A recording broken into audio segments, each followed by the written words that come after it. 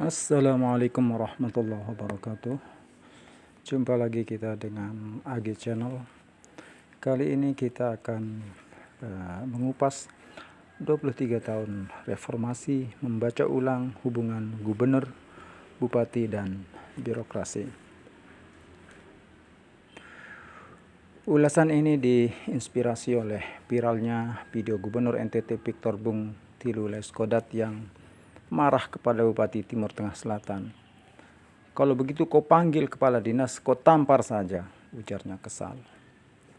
Perbedaan data luas tanah yang disampaikan Bupati dan Kepala Dinas Pertanian untuk program ketahanan pangan memicu kemarahan sang gubernur.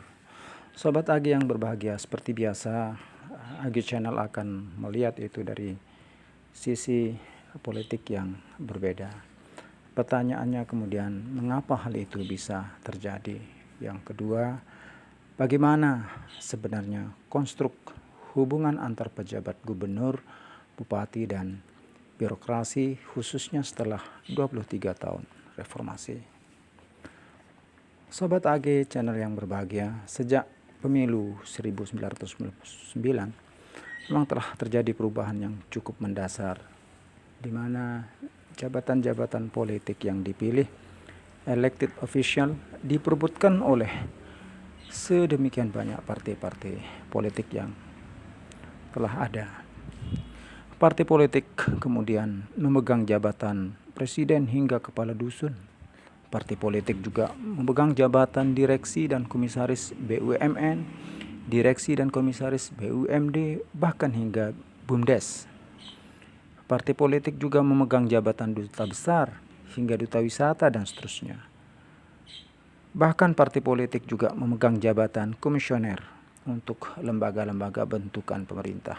Jika bukan dari partai atau pengurus partai, setidaknya orang-orang yang di-endorse oleh partai politik itu sendiri. Sobat AG Channel yang berbahagia, partai-partai memang berusaha menancapkan pengaruhnya ke dalam birokrasi dengan menempatkan orang-orangnya.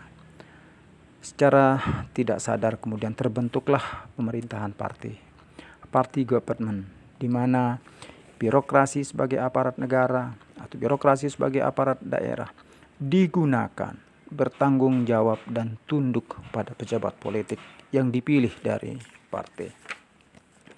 Di lain pihak, pejabat politik yang dipilih, apakah itu gubernur, bupati, ataupun wali kota, tidak memiliki hubungan hierarkis. Setiap pejabat politik memiliki otonomi sendiri dan bertanggung jawab pada parlemen dan pemilihnya.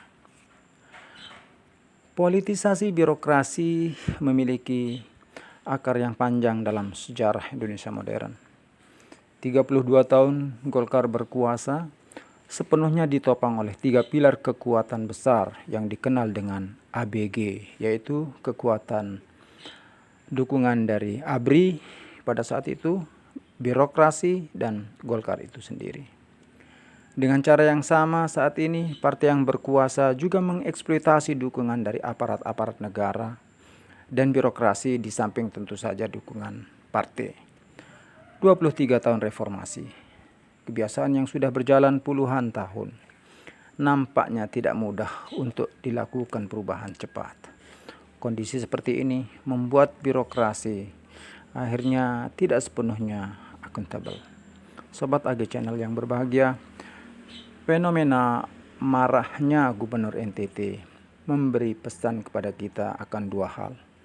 Yang pertama, bahwa antar pejabat politik yang dipilih, baik bupati, wali kota, dan gubernur, tidak memiliki hubungan hierarkis atau hubungan atasan bawahan. Terlebih jika pemimpin politik tersebut lahir dari partai yang berbeda. Menjadi rahasia umum betapa undangan seorang gubernur seringkali tidak mendapat respon yang memadai dari seorang bupati ataupun wali kota. Kemudian pesan yang kedua, betapa seorang bupati adalah juga merupakan pimpinan pucuk di daerah yang dapat menggunakan, meminta pertanggungjawaban, dan memaksa ketundukan terhadap birokrasi pemerintahannya. Fenomena tersebut atau fenomena tim sukses dari kalangan birokrasi, mulai dari kepala sekolah hingga kepala dinas, mungkin mampu menjelaskan fenomena atau peristiwa tersebut. Itu saja mungkin uraian kita kali ini. Wallahu a'lam. Assalamualaikum warahmatullahi wabarakatuh.